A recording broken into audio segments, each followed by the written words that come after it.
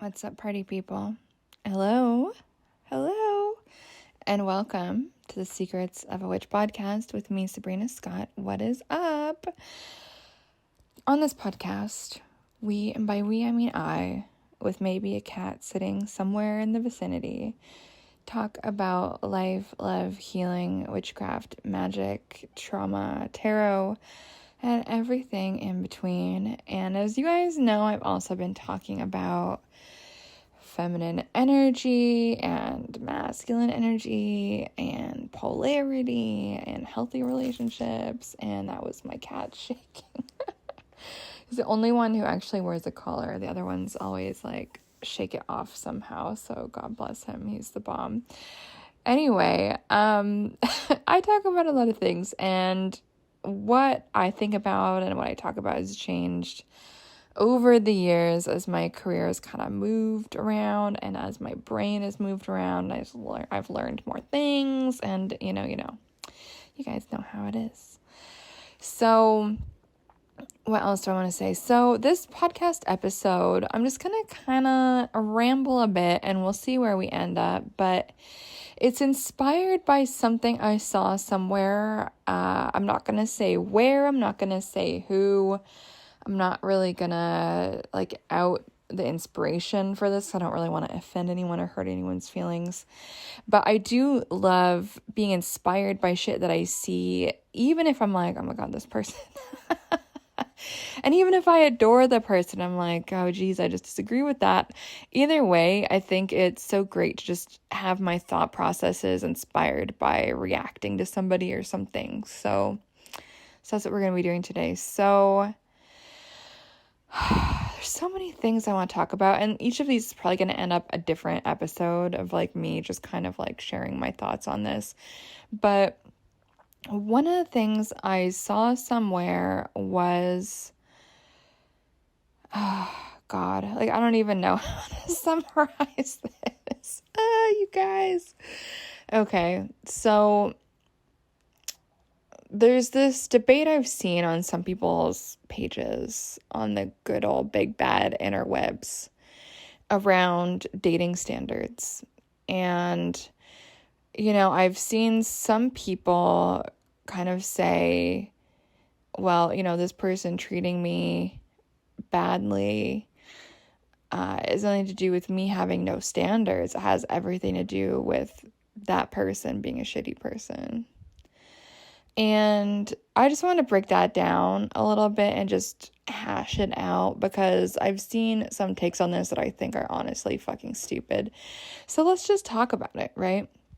And so first things first, abusers fucking suck. And anyone who is engaging in abusive, shady, shifty, uncool behavior clearly is a shifty, shady, uncool person. And people who suck are gonna do it which way that people let them. And sometimes it takes a few dates or a few months or whatever to figure out who someone is. And that's definitely a thing. Some people, it does take a while to figure that out, who is this person? And my cat agrees. Sometimes it takes a minute to figure out, who is somebody. But I think where this line of thinking gets a bit twisted, and I think we need to face our own shame and maybe our own guilt and just kind of admit some stuff to ourselves. And again, this is not a victim blaming thing. I do not believe in victim blaming. I think that's not the vibe whatsoever. At the same time, oh my God, all my cats are chiming in on this episode. At the same time, I do think that if you're in a relationship with someone for a year, 2 years, and the person is treating you like shit and not treating you the way you want and gaslighting you and just not being nice or not being as romantic as you would like, or gaslighting you or engaging in weird fucking sneaky behavior that kind of makes it seem like they're probably kind of cheating. and you want to be like the cool girl or whatever, to kind of like be like, yeah, I'm so understanding, I'm so cool, like I'm just gonna like, talk about it and like let it go and blah blah blah. Like, that is not a flex. Putting up with people's bullshit and being the cool girl is not a flex, like in any universe. And like, it just annoys me when people try to do this, because it's just so misguided. And I think it often comes from a fear of facing who we are. I think that's why people do this. Yeah, I think that's really why. And if we don't like the way someone is treating us, yes, that person can suck objectively and be shitty and, fill in the blank objectively.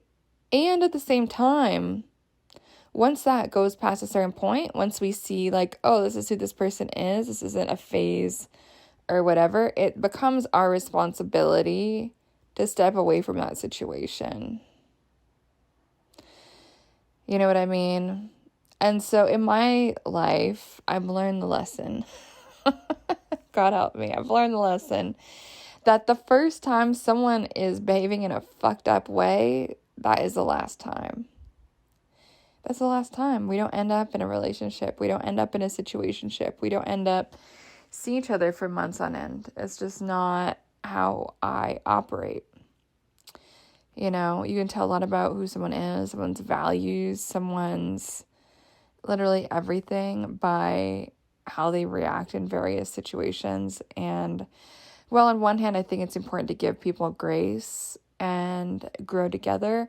On the other hand, I think there's a lot of very clear tells when that isn't possible. And also, if you're dating, this person is like not a project. Like, if you want to like make something grow, like buy a plant, is kind of how I feel. Like, I'm not really looking for any fixer-uppers. It's like, I want the house to be cute as it is. You know what I mean?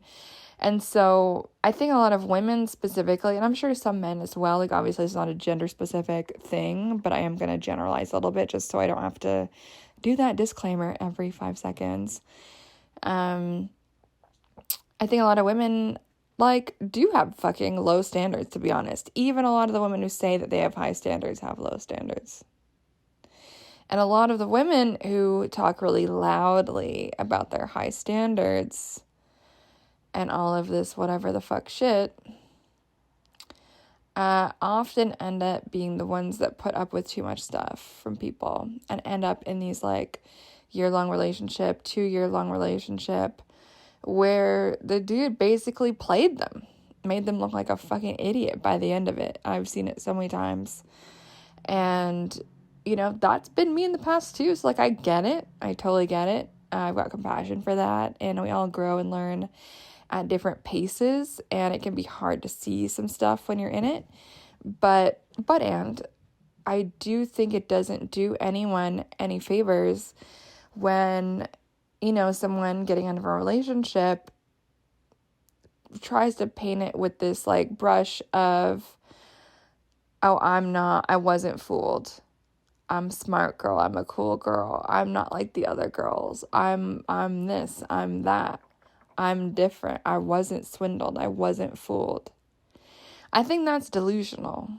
I don't think it helps anybody, and it certainly does not help the person saying that about themselves. I think we can only heal when we admit and face ourselves in the mirror and say, oh, yeah, I was delusional. I was swept up in some fantasy. I think the healing can only happen when we look at ourselves in the mirror and say, I was fooled. I was played. I was foolish. And actually take some fucking responsibility for making bad choices, having poor judgment, and yes, my friend, having low standards. It can be hard to admit when we have low standards. It can feel shameful. It can make us feel like, our lack of self-worth is on display for the world to see. And I get it, as I've been there, and I think facing that was one of the most challenging things I've done emotionally, to realize the ways that I was complicit in making space for certain people to treat me badly, right? When I was younger and more clueless and more fearful, right? I think we all go through that as women. I don't know what the journey is like quite exactly for men, but I think as women, as AFAB folks, which way you want to slice it, I think we've all kind of fucking dealt with this at one point in our life, and it's something I think we all kind of have to overcome. To be able to look at ourselves and like soberly say, yeah, I made mistakes. I enabled this shitty behavior. Like, I didn't dump the person when he cheated on me. I didn't dump the person when I saw, ABC different signs of clearly cheating behavior. You know what I mean? Like, when we say we have certain standards and we want to nag someone to meet those standards and they just fucking don't after a year, it's up to us to put our money and our behavior where our mouth is and just fucking leave, rather than try to hype ourselves up and say, oh, I'm just a bad bitch. I'm just like fucking cool. It's just like, girl, it's like when those people, do you guys remember like the fucking, I don't even know what brand it was, Victoria's Secret or Juicy, I don't know. But do you guys remember when everyone was wearing sweatpants with like words on the ass? Do you guys remember that? And there's some sweatpants that said juicy on the butt, and it was always like the girls with the flattest butts that would wear the juicy pants that says juicy on the butt. And like, no disrespect to anyone with a fat butt, like bless your heart, and like even before I got my surgery, I did have a reasonable butt, to be honest with you. Touch wood so I don't jinx myself and get cursed by saying that.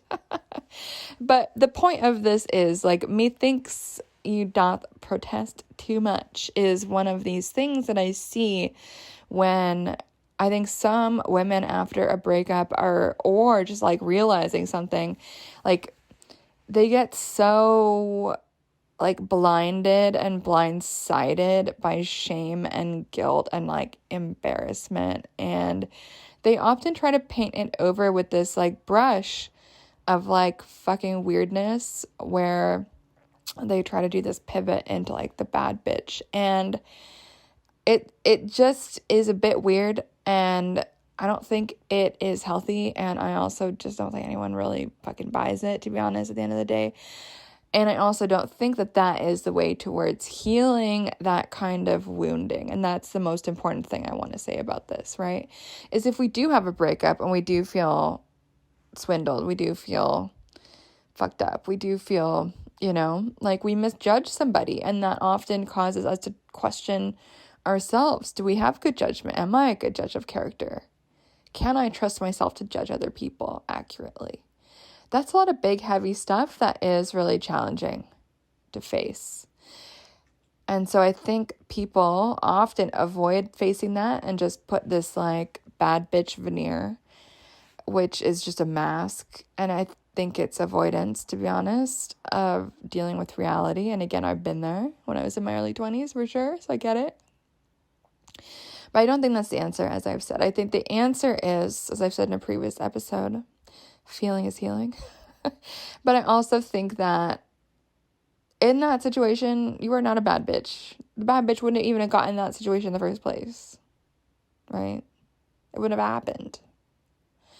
And so to soberly look at ourselves and be like, oh, wow, I'm not a bad bitch. I am a loser who makes bad choices, or I am basic and my standards are shit. And what the fuck? That can be really hard to admit to ourselves, right? To like soberly admit that to ourselves without self-loathing, right? And you might be wondering, Sabrina, how is it possible to like decide that you're a loser and not be self-loathing, and I'm sure like we can call it a different phrase if you like, but I think it is important to be able to accurately self-assess where the fuck we are in order for us to make progress. And I think one of the beautiful things that happens when we heal from trauma and we gain a lot more healing under our belt is that it becomes possible to realize and name our weaknesses, our shitty points, our areas of growth, our things that we suck at. We can name that accurately, soberly, without going into a downward spiral of self-loathing. We can just be like, oh yeah, this is an area that I clearly am struggling with and need to learn and improve at and teach myself how the fuck to make a different choice next time. How to take different actions next time so that my life ends up different next time. And in a dating context for me, just to kind of share how that has worked for me, it's honestly, it's rejecting a shit ton of people. And you know what, as I've done that, I've avoided a lot of headaches. And when I haven't done that, when I've thought that I should, I've always regretted it. And so I think it is important to just know what your standards are and not compromise them. And if someone doesn't meet that, don't try to persuade them. Just move on. There's going to be someone who naturally does that. It's just like a thing. And so my message today is don't hide behind the bad bitch persona. It's okay to admit that you're a fucking fool sometimes. It's okay to admit that you were swindled. And actually, we must admit this to ourselves if we're ever going to fucking grow and not be, excuse my French, massive cunts to everyone around us. And I know people are like salty about that word, and I very rarely will use it, but I'm using it right now because there's a particular type of like salty, bitter, self-loathing woman that has not healed from this exact dynamic that I'm talking about, who just often deals with that by lashing out really in a cruel way against other women. And, sometimes other women can be total assholes, but I think that when we lash out at other women, we're totally missing the point. And it shows that we're not really in our healing and we're not really looking at it in a sober way. Because often these other women, maybe they're also swindled. And you know what? Maybe they did have like more attractive qualities than, whoever imaginary person I'm talking about in this situation does. Right? And so it can be really hard to come to terms with our faults. It can be really hard to come to terms with our weaknesses, especially in comparison to other people, especially when we feel like we're rejected in favor of, let's say, another woman. And, our friends, if they're good friends, are going to hype us up and be like, you're fucking awesome, because we need that. We need friends that think that we're wonderful. And I also think that we do need friends who are like, hey, girl, like, you were a little ABC and like, maybe that's not the vibe. I do think continuous growth and self-development is the name of the game. And when we spend so much time hating on other people, that is like not going to get us anywhere on our own journey. And so when I see women hating on other women, like let's say their guy like left them for another woman and like hating on that person, like to me that just shows that that's an area of healing. That's clearly a wound, a rejection wound, an abandonment wound, a something wound that person is dealing with. And that's what that shows to me. It shows that that's still very like fiery and spicy for that person. And that it is an area to explore. Don't get me wrong, like I've been there, not in the way that you think. I'm not going to disclose like all of the which way that I have been there. But trust me, like I know what that feels like. And that's part of why I can recognize the reaction and the woundedness and the opportunity to heal that. When we can see it as a learning opportunity, that's when everything changes. Okay, friends, that's the episode. I'm done. Anyway, thanks for listening. You guys are cool. You guys are cool. You can check out more about me, who I am, what I do, if you don't already know, sabrinamscott.com. Say what is up, CEO at sabrinamscott.com, or on Instagram, Sabrina M. Scott. Also, my Magic Without Bullshit course is currently enrolling, so you should check the fuck that out, magicwithoutbullshit.com. There's 3 options, which I'm sure I've talked about on a previous episode. I'm not going to get into it now, but if you want to learn magic in the best magic and witchcraft course on the whole internet, you're in the right fucking place, my friend. magicwithoutbullshit.com. The group coaching component starts in fucking June. No, not June. July till December. 6 months of badassery. So hope to see you on the inside. There's already a few fucking kick-ass folks signed up. So any questions about that, again, say hello. If you love the podcast, please share with a friend. I appreciate you. Thanks so much. Bye.